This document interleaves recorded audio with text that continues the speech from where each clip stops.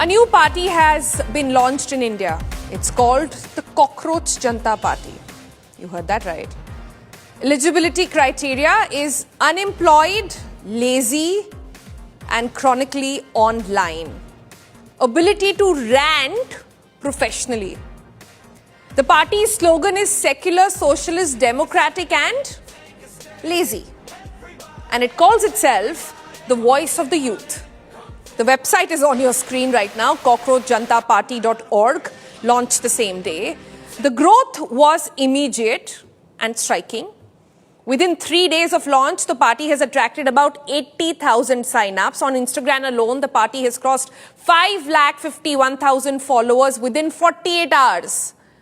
And if you thought that this lazy and unemployed movement was just online, it has gone offline. A group of youth volunteers carried out cleanliness drives along the Yamuna River, dressed like cockroaches, carrying placards as a peaceful response to the CGI's remark.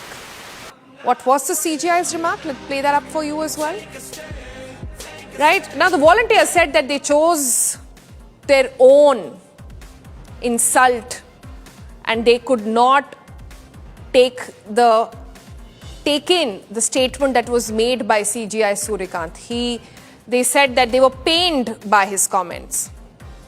Now, what were his comments? Remember, on the 15th of May, Chief Justice of India Surikant likened unemployed youth to cockroaches during a Supreme Court hearing. The remarks went viral. And the very next day, a digital content creator, Abhijit, founded the Cockroach Janta Party. Now, who is Abhijit? Abhijit is a 30-year-old Indian student currently studying public relations in Boston University. He's not in India. He has a degree, does not have a job, and he calls himself the OG Cockroach. So we thought, let's speak with him.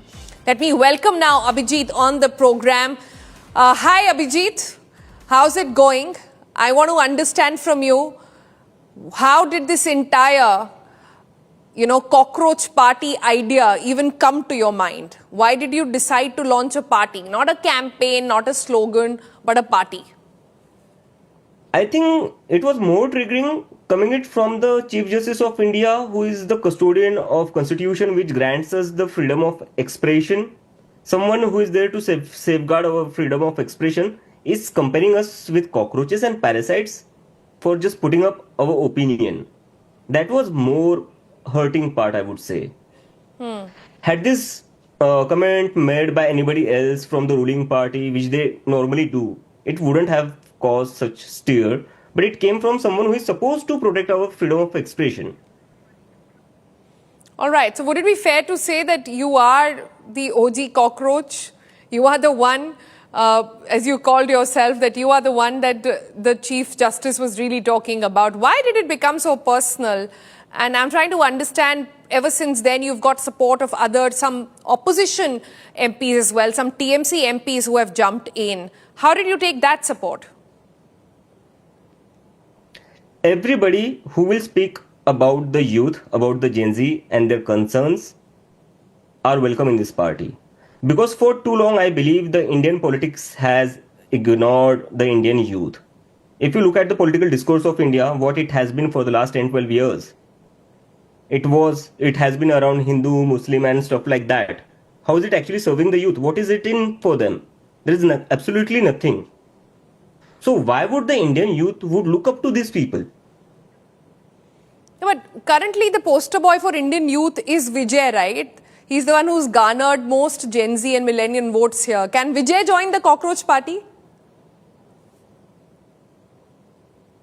I think Vijay has already achieved his own success. But what about Arvind Kejriwal? Can he join the Cockroach Party?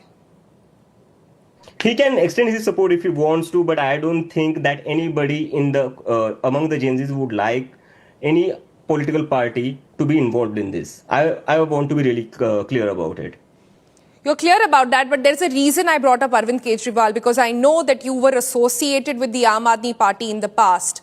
back in the day, you have managed Aam Aadmi Party's social media messaging. You handled their positioning online as well. What happened? You're not working with them anymore? They could not live up to your expectations? Would that be fair to say? No, it's not that, Sonal. Actually, I worked there for from 2020 to 2023, I think. And it was for a brief period of time. I was actually very inspired by the health and education model that they worked on. I mean, it was also very refreshing to know that in Indian politics then, health and education was nowhere. And he delivered on that. So I was inspired by that. And I just wanted to contribute in that. And after that, I thought maybe I need to move forward with my life. So I took a year off. I started preparing for my applications. And then in 2024, I decided, okay, it's time to move ahead in life, focus on personal life, financial stability, and stuff like that. So I applied to some universities. I got into Boston University, and I have been here since then.